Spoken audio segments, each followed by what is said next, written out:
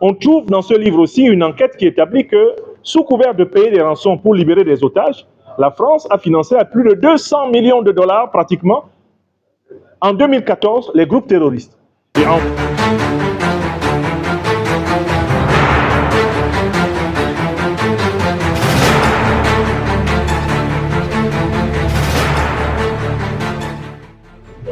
On doit retenir de mon ouvrage que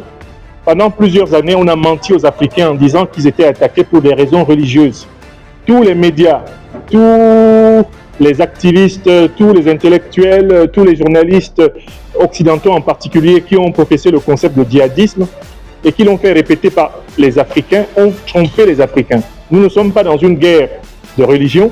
nous sommes dans une guerre impérialiste et les organisations terroristes en fait sont des mercenaires financés par les puissances de l'OTAN et leurs alliés du Moyen-Orient pour que l'Afrique soit éternellement en guerre et qu'on continue à piller son or, son pétrole, son manganèse, son coltan, son uranium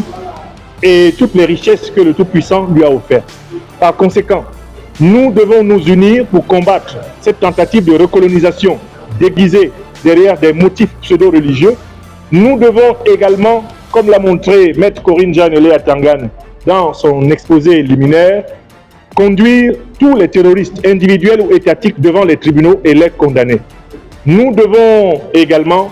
accélérer l'union africaine véritable dans les régions comme sur le continent afin d'être une puissance capable d'imposer le respect à toutes les autres puissances dans un monde multipolaire.